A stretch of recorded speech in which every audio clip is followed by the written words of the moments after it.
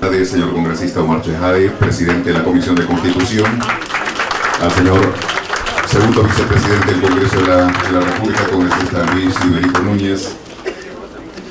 Igualmente saludamos la presencia del señor Francisco Tábara Córdoba, presidente del Jurado Nacional de Elecciones, el señor Mariano Cucho Espinosa, jefe de la Oficina Nacional de Procesos Electorales, y el señor Percy Medina Macías, de IDEA Internacional.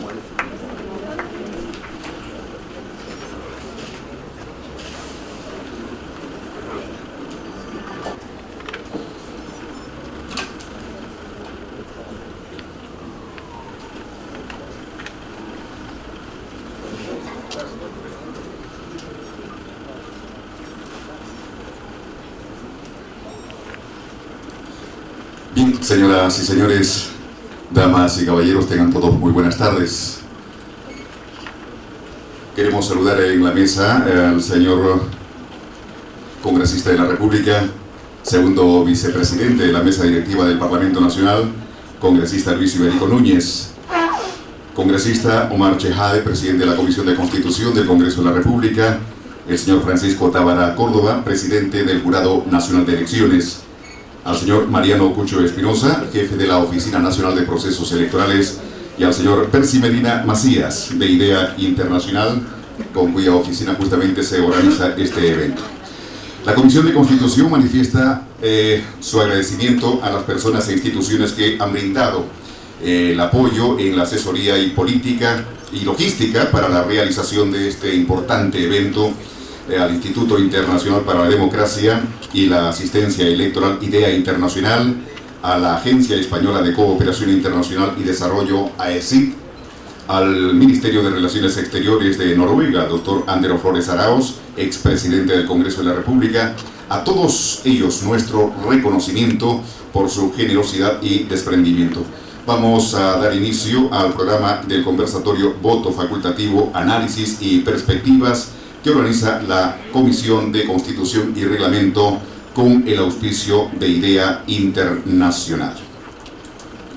Bien, palabras de bienvenida del señor congresista de la República, Luis Iberico Núñez, segundo vicepresidente del Congreso de la República. Señor vicepresidente, por favor.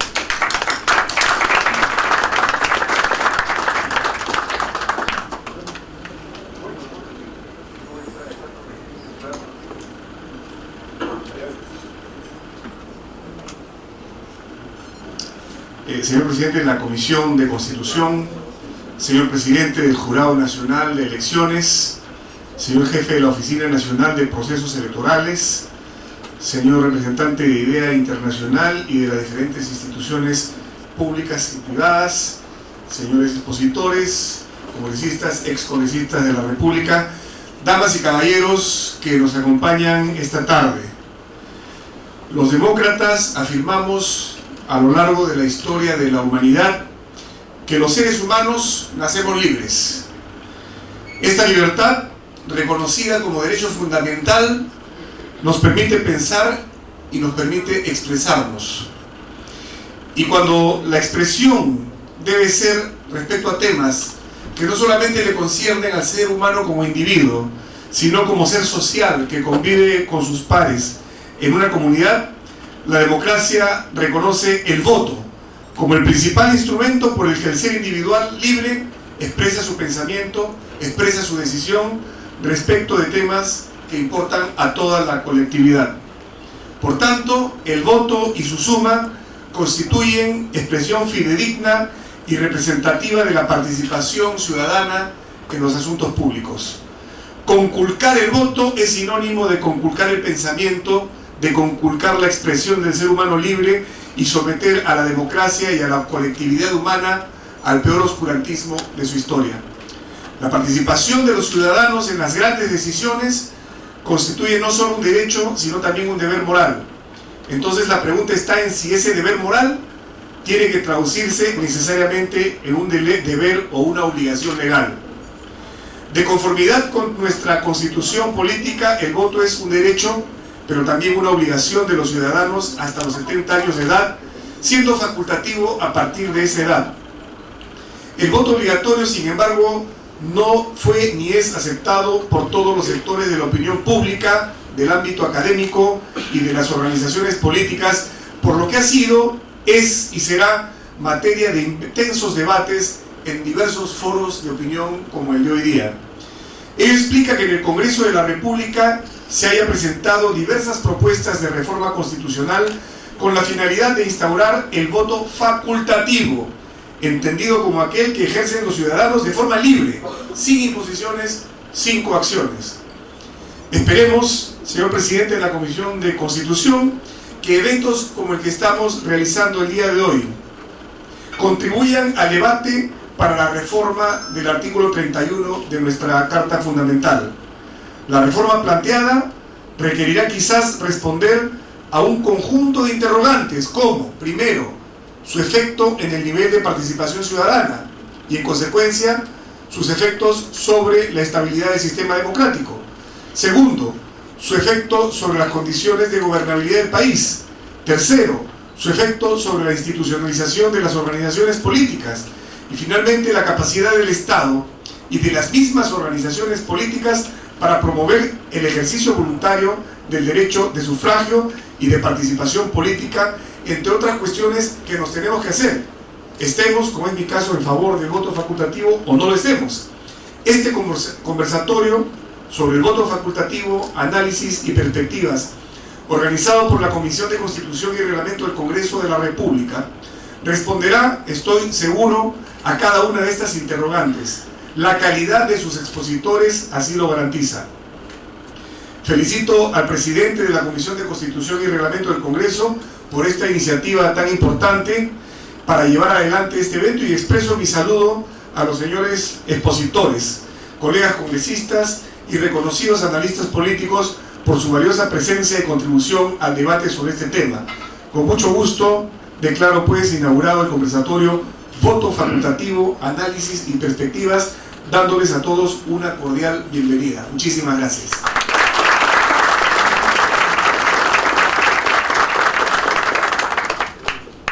Palabras del señor congresista Luis Iberico Núñez, segundo vicepresidente del Congreso de la República.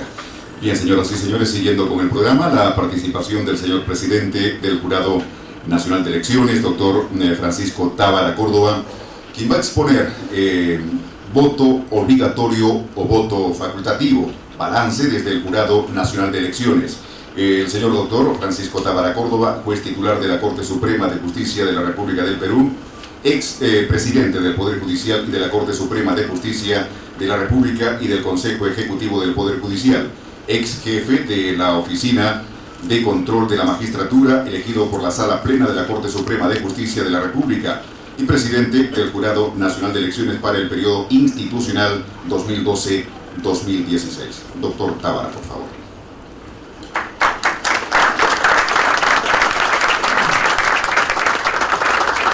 Bien, buenas tardes o buenas noches con todos y con todas. Señor Luis Iberico Núñez, segundo vicepresidente del Congreso de la República.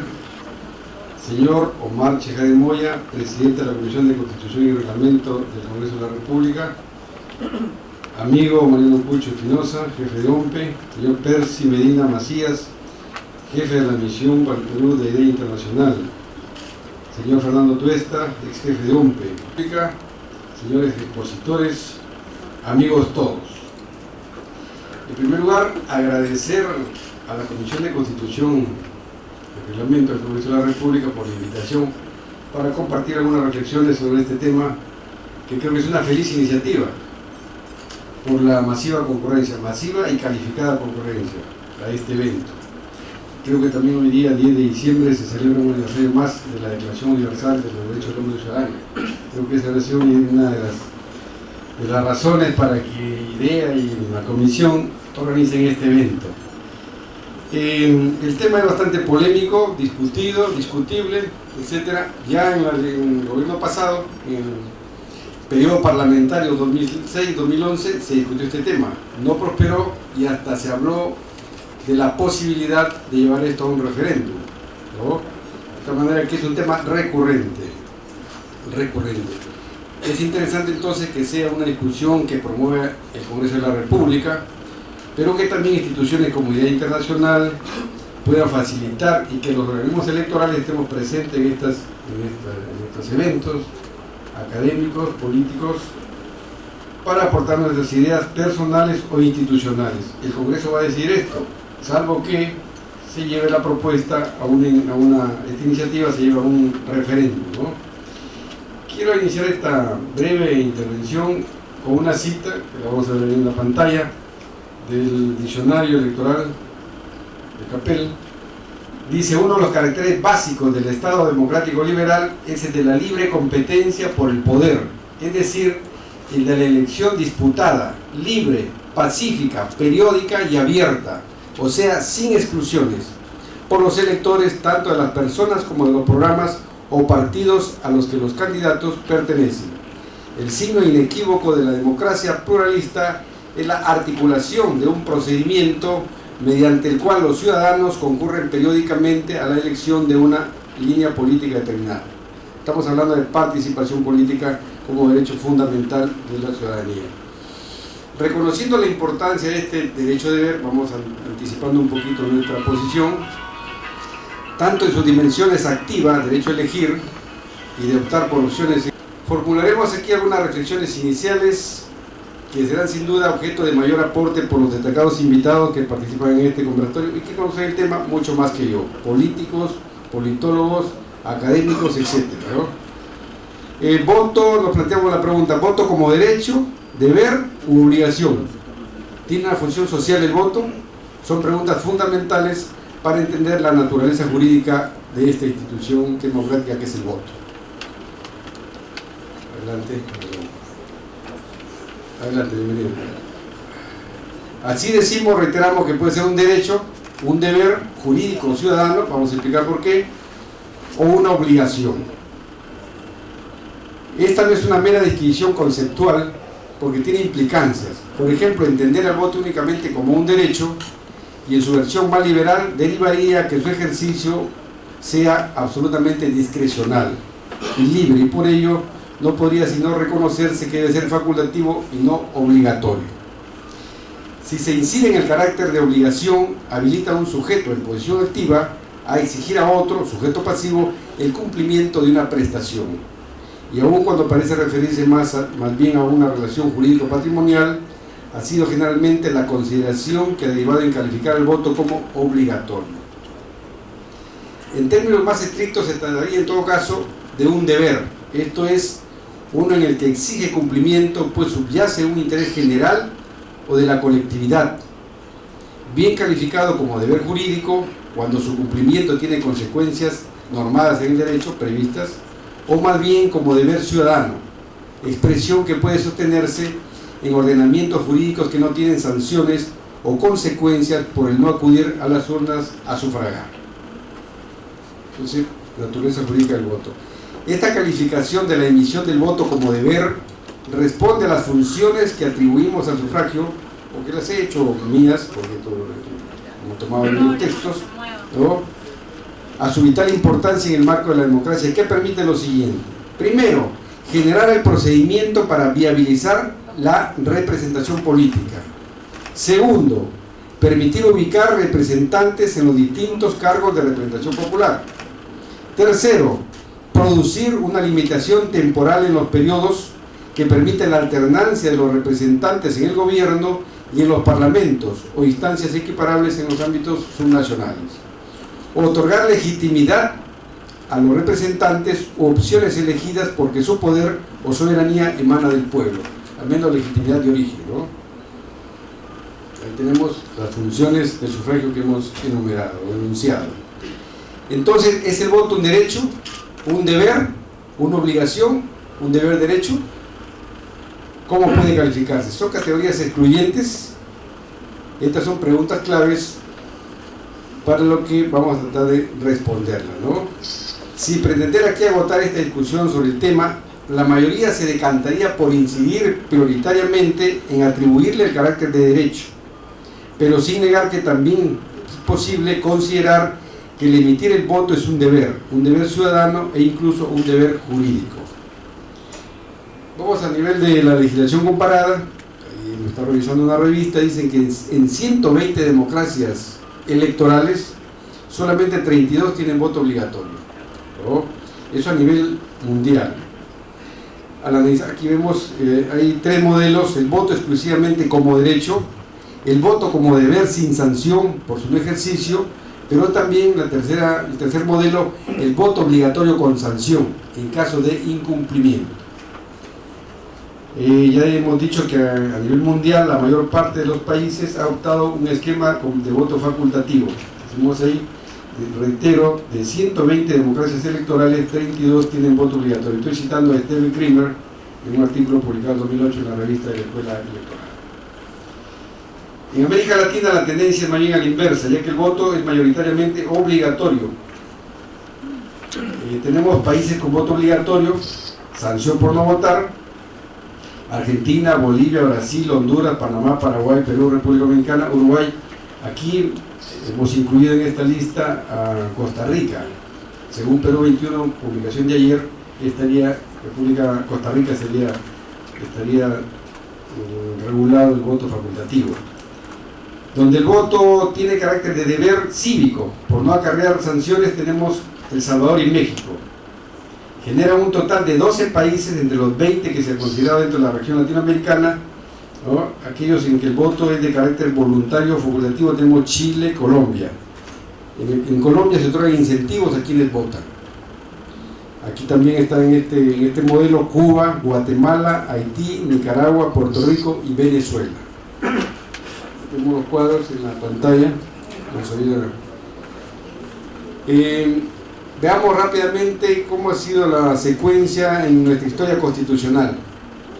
En la historia constitucional peruana, obligatorio facultativo. En 10 constituciones de 1823 a 1920, no se incluían en la Constitución precisiones sobre el caso. No habían precisiones. Constitución desde 1823 a la de 1920.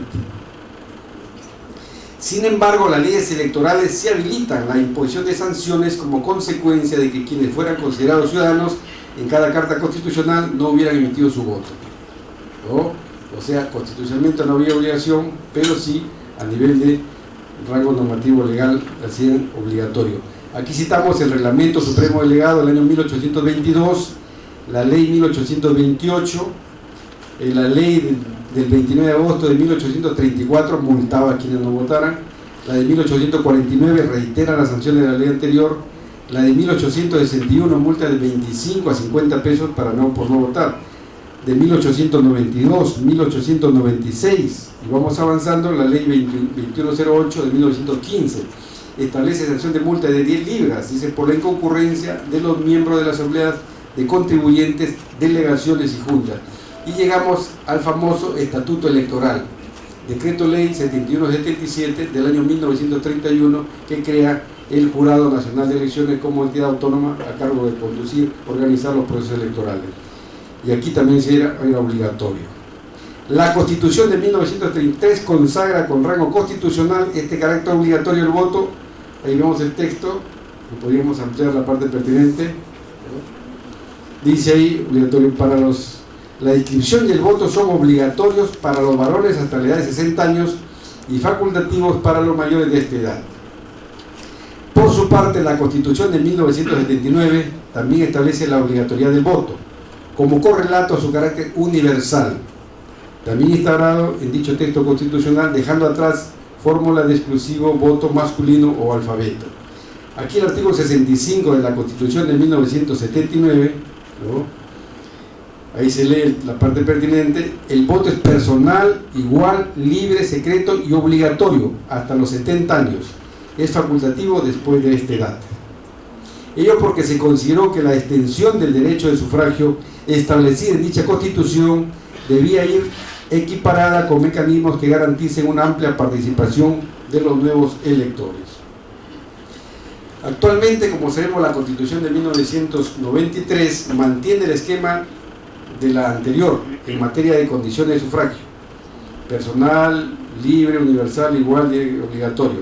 El artículo 31, la parte pertinente nada más, la resaltamos ahí, dice: el voto es personal, igual, libre, secreto y obligatorio hasta los 70 años. Es facultativo después de esa edad. Creo que la mayoría todavía estamos debajo de esa edad, ¿no? Sí, puede constatarse entonces que en nuestro régimen constitucional actualmente vigente se califica el voto como obligatorio y además le otorga naturaleza jurídica de derecho y de deber. Las consecuencias jurídicas de no poder votar son, aparte de la sanción, algunas restricciones que son discutibles. El artículo 390 de la Ley Orgánica de Elecciones establecía que son reprimidos con pena privativa de la libertad, no mayor de 6 meses, y pena de multa, no menor al 10%, más una pena accesoria de inhabilitación o la dispensa correspondiente. Esta disposición fue reglamentada por un decreto supremo del año 98, de la PCM 015, y después vino la ley del año 2006, 28859, que suprime las restricciones comerciales, administrativas y judiciales y reduce las multas, ¿no? Se trata pues de una regulación que considera el voto como un deber jurídico y cuyas consecuencias jurídicas en caso de incumplimiento exceden del ámbito pecuniario y podrían derivar en restricciones que se han mencionado, que son discutibles.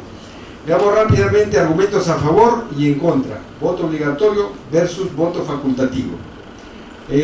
Hablando de participación electoral, se señala que al establecer el voto obligatorio es el mecanismo más eficaz para aumentar la participación electoral, en especial cuando existe sanción por no asistir a votar.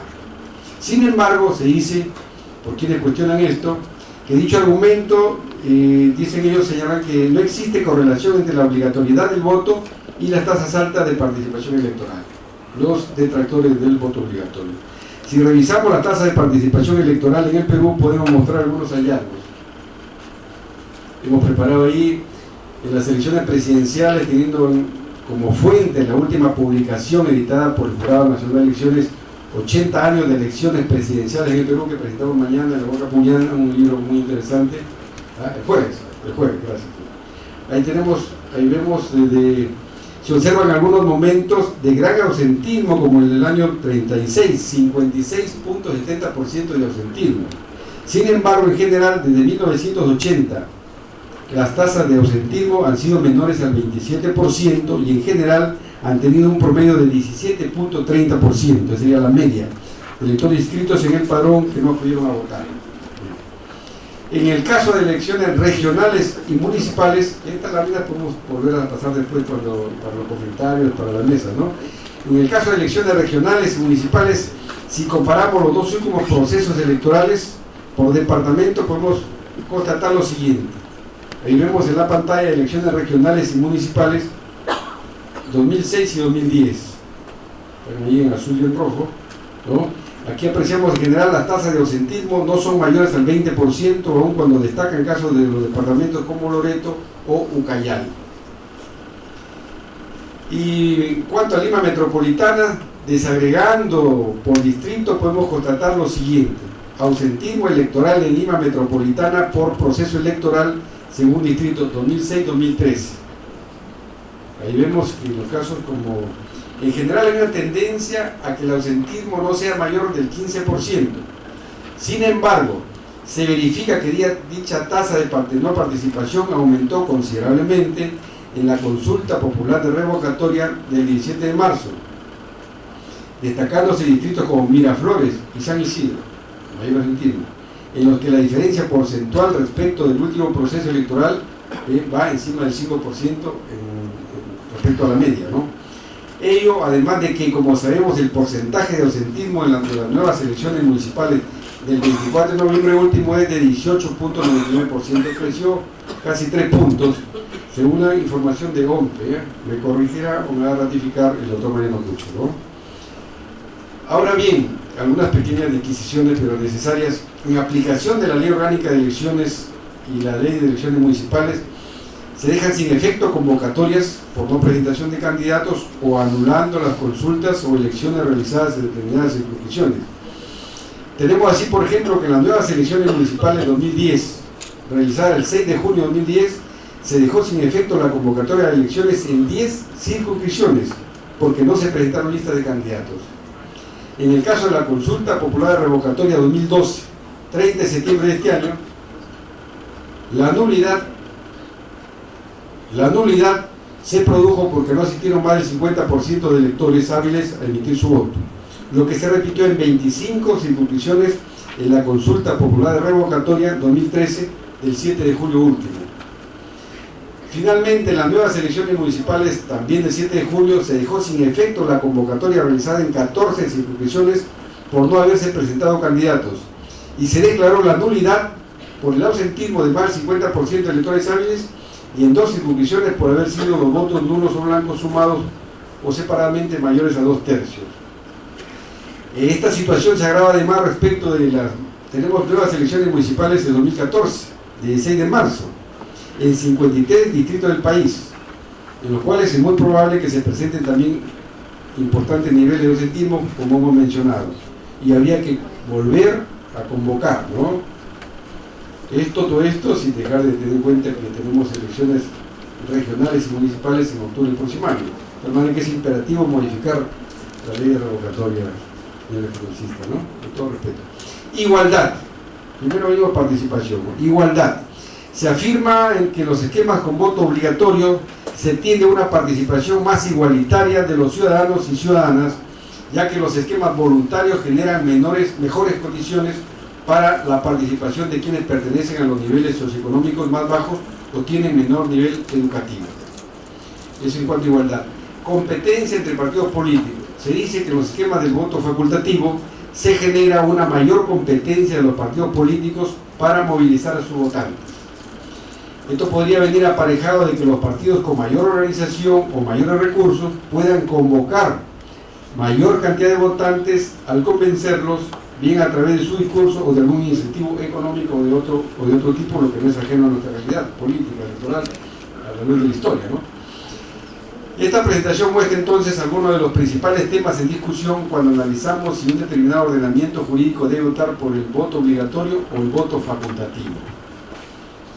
No quiero dejar de mencionar que el reconocer que el sufragio es un derecho que nos conduce eventualmente, si decimos que no es un derecho, nos va a llevar eventualmente a reconocerle ese carácter voluntario que muchos hoy demandan. Sin embargo, aun cuando sabemos que esta no es la perspectiva aceptada por todos, creemos que nuestro país aún requiere, es la opinión personal, aún requiere un proceso previo a la adopción de un pleno esquema de voto facultativo. Este proceso previo implica, desde nuestro parecer, el incidir en primer término en una adecuada educación cívica y ciudadana, que derive en que ciudadano consciente de la importancia del sufragio y de su propia participación en la incidencia en el gobierno y las políticas públicas finalmente adoptadas. Esta es una tarea a la que está abocado el Jurado Nacional de Elecciones a través de la Dirección Nacional de Educación y a través de la Escuela Electoral y de Gobernabilidad. Desafortunadamente el MEF nos ha negado todo lo que hemos pedido, la pequeña suma que hemos pedido para este rubro, ¿no? Pero vamos a seguir haciéndolo, ¿no? Y para que independientemente de esquemas voluntarios o obligatorios sean los propios ciudadanos quienes no solo ejerzan, sino que demanden el ejercicio de su derecho al voto. Además, no solo hallamos que en sociedades como la nuestra, el adoptar un esquema de voto voluntario podría generar menor participación, digo yo, altos niveles de ausentismo e incluso exclusión en determinados sectores sociales y económicos, y con ello se podría comprometer los niveles de representación política que hoy muchos señalan está en crisis. Bastaría leer ahí la opinión de Enrique Gers en el Perú 21, si hay tiempo la leemos, ¿no? Termino esta breve presentación haciendo una cita de una tesis del doctor Francisco Tudela Varela, que es el abuelo del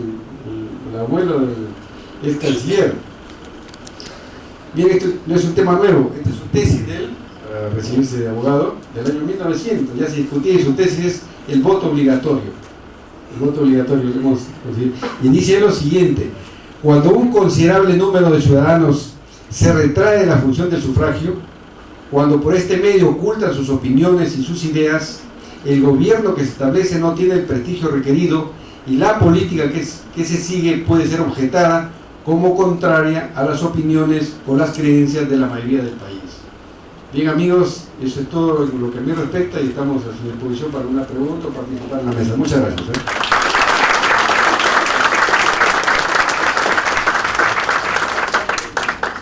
Bien, gracias, doctor Francisco Tábara Córdoba, presidente del Jurado Nacional de Elecciones. Bien, vamos a continuar, vamos a proseguir con el programa. Tenemos la intervención del señor Percy Medina Macías, jefe de la Visión para el Perú del Instituto Internacional para la Democracia y la Asistencia Electoral IDEA Internacional. Señor Menegheiro.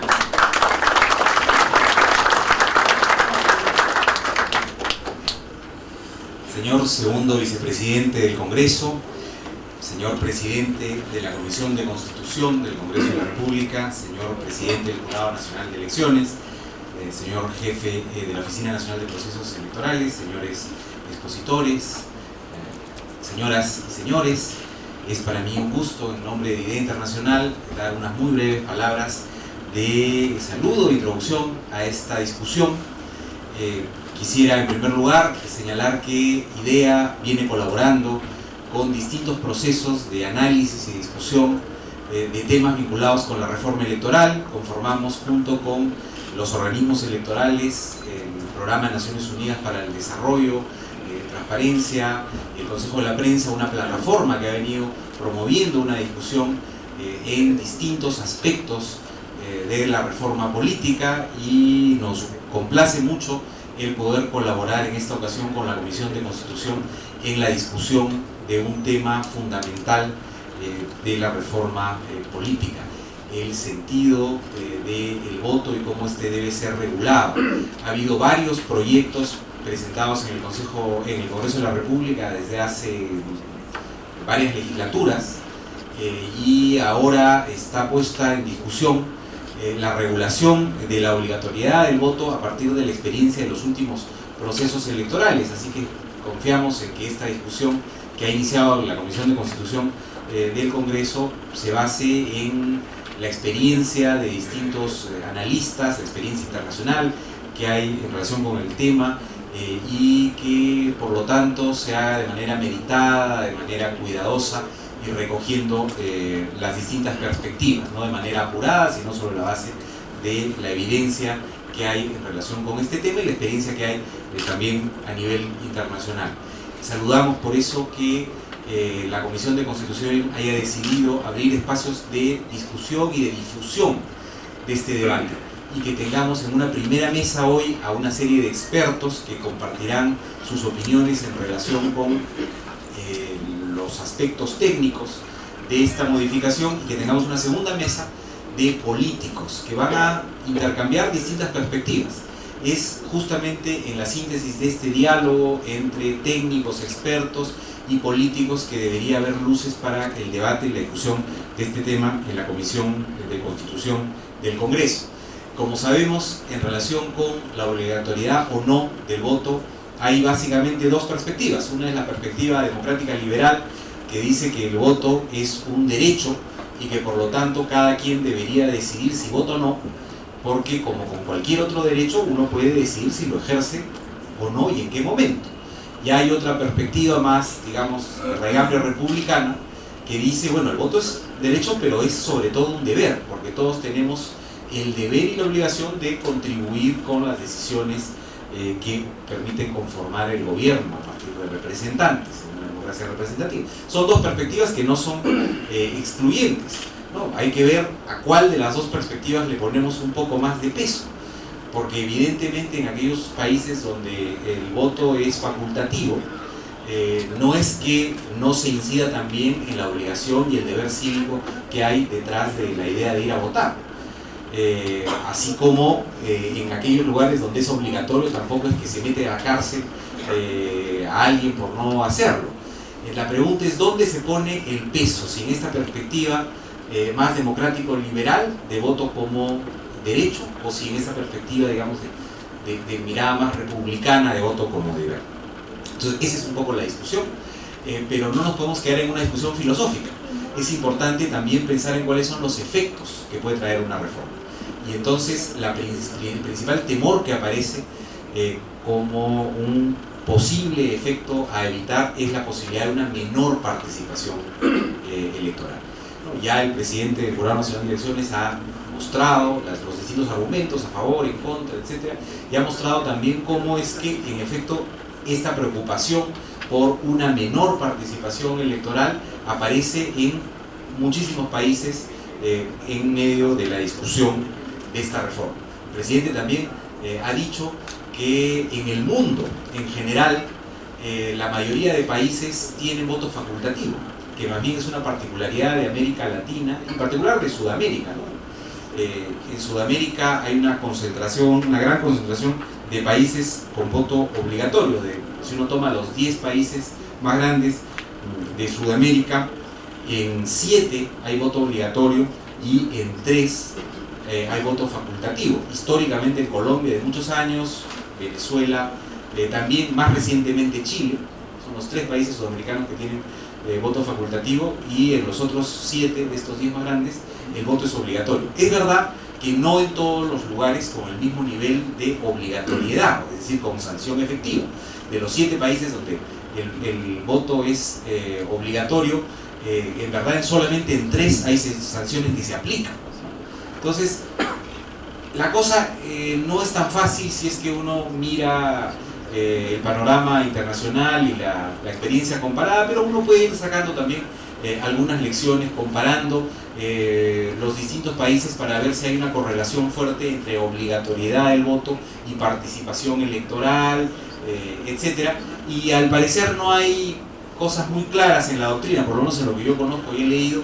Me parece que hay opiniones bastante divididas y no es que haya una regla clara que diga a mayor obligatoriedad, mayor participación. Eso hasta donde yo he visto. Aquí tenemos a destacados expertos como el doctor Tuesta y el doctor Daryan, veremos qué nos dicen, pero hasta donde yo conozco no es que se haya mostrado una correlación fuerte entre mayor obligatoriedad y mayor participación. Hay otras preguntas a responder, como por ejemplo si es que con un voto facultativo quienes votarían menos serían los más pobres, los más analfabetos, los menos instruidos en una sociedad. Eso también está en la literatura, está el clásico de Leiphart sobre el tema, ¿no? Diciendo que la menor obligatoriedad del voto perjudica a los sectores sociales menos favorecidos, que son los pobres y los menos instruidos, los que votan menos en sistemas de voto no obligatorio. Todo eso es una discusión que hay que evidentemente dar, pero nuevamente aquí tampoco parece haber reglas claras y contundentes, sino que dependen mucho de la realidad y las condiciones en las que se va dando la regulación sobre obligatoriedad del voto, porque las características de cada país definen el marco en el cual se van a aplicar estas reglas, y los sistemas electorales difieren y las condiciones difieren, etcétera. Entonces tampoco es que uno puede aspirar a tener reglas mecánicas. Pero en cualquier caso, esta discusión, más allá de si se debe o no tener voto obligatorio, también debería llevar a una discusión acerca de las tareas que habría que tomar si, por ejemplo, se eliminara la obligatoriedad. Y ahí queda claro que obviamente si se eliminara la obligatoriedad habría un papel importante de los organismos electorales en educación electoral, en convocar a la gente a votar, un papel fundamental de los partidos y sus candidatos por hacer relevante la elección. Si no hay una correlación fuerte entre obligatoriedad y participación electoral, que es una hipótesis, tal vez sí podemos encontrar una mayor correlación entre interés en una elección y participación electoral. Cuando una elección casi no define nada, probablemente menos gente tiene interés en votar. Cuando una elección es muy picante, muy caliente, se están discutiendo temas de fondo, más gente se interesa en ir a votar porque finalmente está decidiéndose algo ahí, ¿no? Entonces también habría que remarcar el interés que hay que generar en los partidos y la obligación de los partidos por hacer interesante una elección, poniendo temas en discusión, poniendo planteamientos, volviendo la elección más programática y no solamente de eslogans y de caras bonitas, ¿no? Entonces, si es que se diera esta discusión para eliminar la obligatoriedad, una discusión complementaria tendría que ser el papel que tienen que tener los distintos actores para que, una vez eliminada la obligatoriedad del voto, de ser el caso, hubiera también condiciones para que no baje la participación electoral en general, y sobre todo para que las personas más pobres, menos favorecidas, a quienes probablemente les cuesta más ir a votar, pues no se abstengan de votar, sino que lo hagan igualmente como parte de un deber ciudadano. Ahora, hay modalidades también distintas para la solución a esta disyuntiva planteada. Se puede hacer una reforma constitucional eliminando ahí la obligatoriedad del voto, diciendo claramente en la Constitución que el voto es facultativo. Se puede hacer también una reforma legal eliminando o minimizando las sanciones. Se puede, por ejemplo, solo eliminar la muerte civil y mantener la multa, o bajar la multa a un nivel que no sea compulsivo, que sea una multa simbólica. Es decir, modalidades y gradualidades hay para esta discusión, así que probablemente también sean elementos a discutir esta noche. Obviamente el debate no puede acabar hoy, la idea es dar insumos, incentivos a la discusión del Congreso, y esperamos entonces que en los próximos meses, escuchando a las distintas opiniones y a los técnicos en el asunto, la Comisión pueda tener un debate sereno, un debate informado, que dé lugar a las mejores decisiones, que es lo que esperamos del Congreso de la República. Muchísimas gracias a todos por acompañarnos, y esperamos que nos acompañen también en el debate de los próximos meses.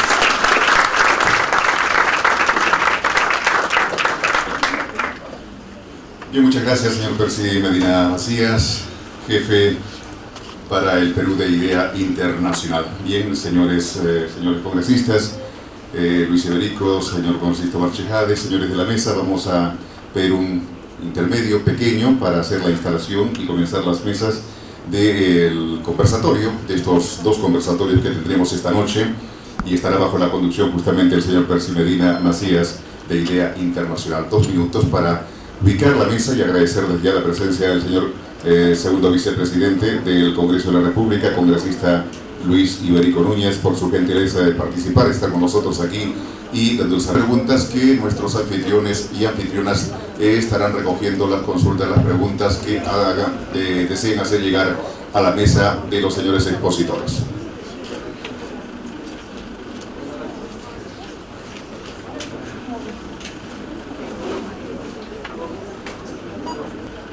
Señores congresistas, señor doctor Francisco Tábara, presidente del Jurado Nacional de Elecciones, damas y caballeros, antes de iniciar, quisiera leer un pequeño mensaje de Nelson Mandela, y dice así: la pobreza no es natural, es creada por el hombre y puede superarse mediante acciones de los seres humanos. Erradicarse la pobreza no es un acto de caridad, es un acto de justicia. Quiero relacionar eso porque creo que es conveniente hacer un cambio en el paradigma. Pero el paradigma, como ya lo explicaron nuestros antecesores, especialmente el doctor Tábara, sobre la comparación del voto. Yo quería plantear algunas variables que son importantes. Y quisiera iniciar diciendo de que la Constitución, efectivamente, el artículo 31, que es el resultado del análisis seguramente de la Constitución del año 1993, del 79, en donde la obligatoriedad era el voto hasta los 60 años, y en la Constitución del 93 pasa a ser obligatorio hasta los 70 años. Y después de los 70 años es un voto facultativo. Quiero presentarles una muestra estadística de voto facultativo en estos últimos años después de 2010. Los electores que fueron a las urnas fueron 19.595.300. De ellos, 1.225.173 fueron mayores de 70 años. Los que fueron a votar fue solamente el 58%. Elecciones del 2011. 19.949.915. De ellos, mayores de 70, fueron 1.267.775. Los que no fueron a votar fueron 715.461, 56%. En las elecciones de segunda vuelta del 2011, 1.267.000, igual 735, y solamente fue a votar el 55%. En la consulta popular de revocatoria, marzo 2013, solamente fue a votar el 44%. En las últimas elecciones, del 24 de noviembre, solamente fue el 34% a votar. Solamente quiero entrar como variable el voto facultativo. Ha ido típicamente teniendo un decrecimiento: 58, 56, 55, 44 y 34%. Una segunda variable es aquella que está escrita en el artículo 116 de la Ley Orgánica de las Municipalidades, en las cuales todos nosotros tenemos que participar de cómo se desarrolla la administración municipal, y por lo tanto está configurado, digamos, en las elecciones de las juntas vecinales. Estas juntas vecinales nos ponen de manifiesto una característica especial. En este tipo de votaciones son votaciones netamente facultativas, no es obligatorio. Sin embargo, es obligación de todos los vecinos de participar, porque nosotros queremos que nuestro distrito sea el mejor distrito, y por lo tanto tenemos que participar en el presupuesto participativo y participar en el desarrollo de los proyectos. Tengo algunas estadísticas. El distrito de San Isidro. En el distrito de San Isidro tengo una anécdota. En las dos últimas elecciones que hubo en Lima, yo llegaba a UNPE en enero y en marzo había una elección, que típicamente en marzo se decía que las elecciones eran sumamente complicadas y había mucha crítica. Yo dije simplemente son diferentes por cuanto la UNPE había desarrollado ya más de 50 procesos, y entonces ya se conocía que se podía llevar a cabo. Entonces eran diferentes. Y salieron. Entonces entendí cómo era el proceso electoral. Y también participamos de las elecciones vecinales, por cuanto OMPE tiene, dentro de su normativa, su participación. ¿Cuántos son los electores en el año 2011 en la Junta Vecinal de San Isidro? 71.135 son los electores. Fueron a las juntas vecinales solamente 1.953. Solamente participó el 2.75%. En el año 2012, 72.394 fueron a sufragar en la junta vecinal 2.467, 3.41%. 2013, primero de octubre, 73.437 electores fueron a sufragar 2.497, 3.40%. El distrito de Lince, en el 2011, tenía electores 77.659 y fueron a sufragar 1.115, 1.44%. Elecciones del 2012, 80.189 electores fueron a sufragar 2.400, 2.99. 2013, 81.018 fueron a sufragar 1.774, 2.19%. Es decir,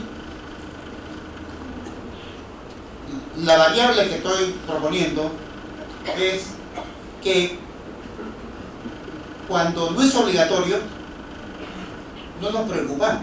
Creo que dos distritos, un distrito cuyo nivel económico es alto, cuyo nivel económico es sumamente desarrollado, nos manifiesta claramente su participación. Y esto obviamente para pensarlo. Bien. También hay otros distritos, como por ejemplo Comas, 382.783 los electores, solamente participaron 8.178, 2.14. Quizás todavía tengo ahí un dato, 149 electores. Fueron a las juntas electorales 1.214, 0.96% de participación electoral. Es decir, quiero plantear como mensaje cómo están los electores cuando no es obligatorio.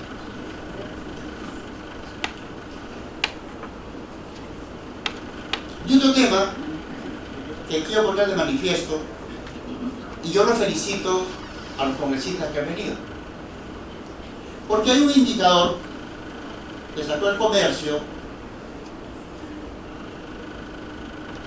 miércoles 18 de septiembre, una encuesta de Ipsos Apoyo.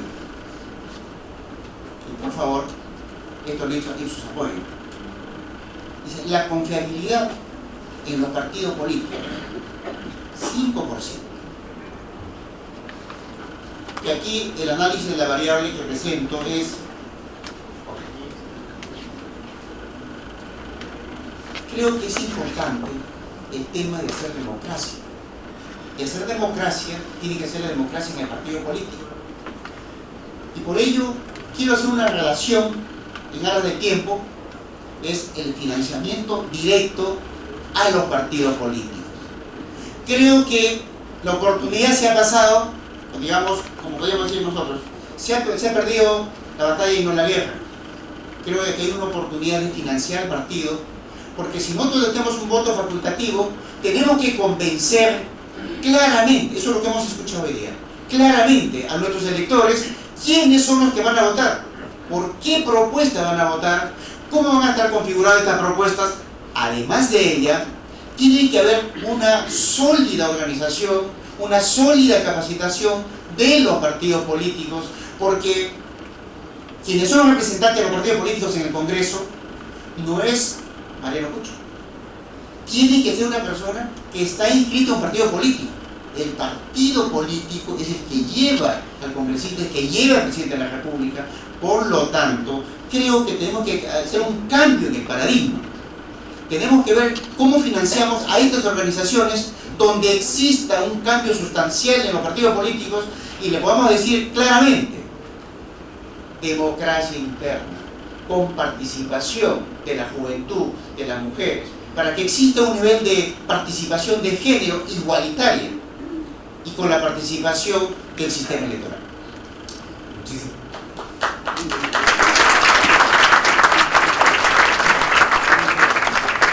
gracias al doctor Mariano Cucho. Me permito subrayar algo que se desprende de su intervención, y es que estas reformas no son aisladas, sino que tienen que verse en el contexto de también las otras reformas que se están planteando, de las otras reformas políticas, ¿no? Como por ejemplo el tema del financiamiento. Si decimos que de eliminarse la obligatoriedad del voto preferencial, los partidos tendrán la tarea de convocar a la gente e interesar a la gente a participar en los procesos electorales, evidentemente necesitan recursos para eso. Y entonces, aunque este no es el tema de discusión de esta tarde, conviene subrayar la importancia del tema del financiamiento de los partidos como una inversión en la democracia.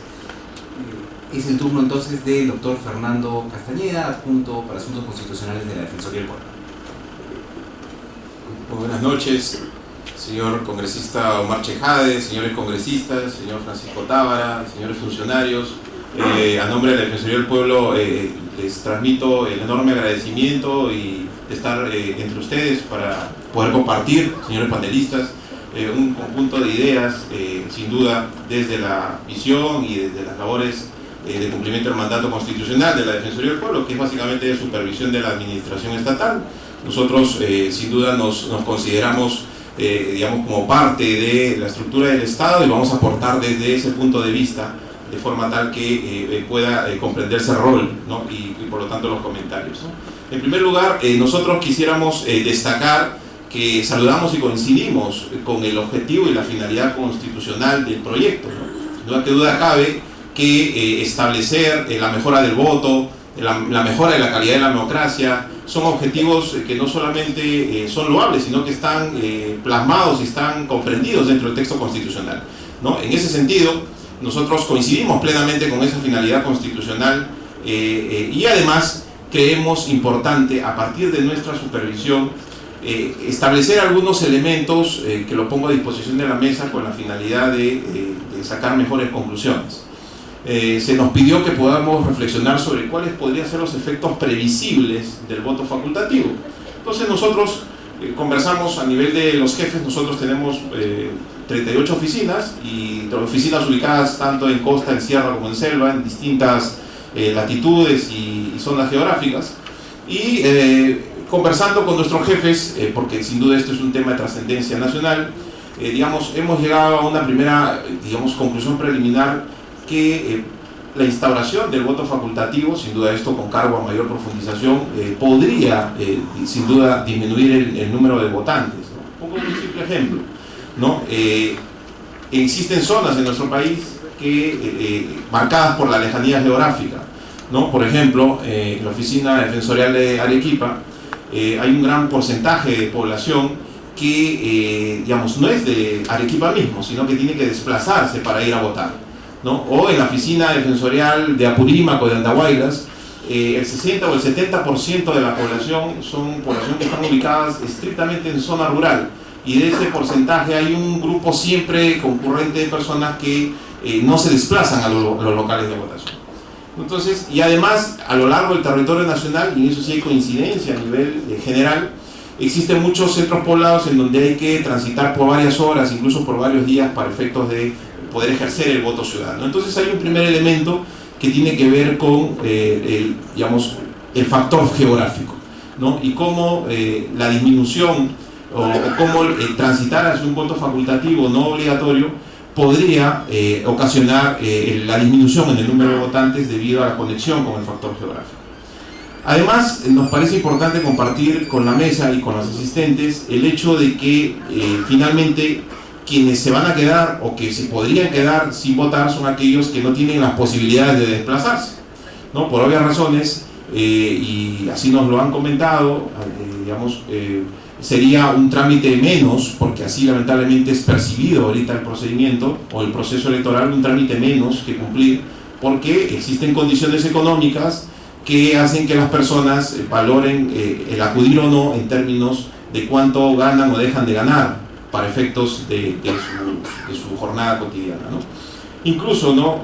Rastreando lo que viene sucediendo en la experiencia chilena, digamos, se está criticando y se está tratando de empezar a cuestionar la situación del voto voluntario para transitar de nuevo a la situación del voto obligatorio, porque se está considerando que se podría estar o podrían estar votando solo los que tienen la posibilidad de ingresos económicos mayores.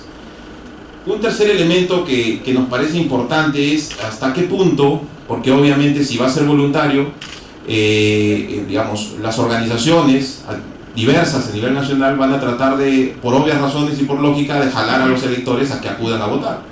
Entonces, la pregunta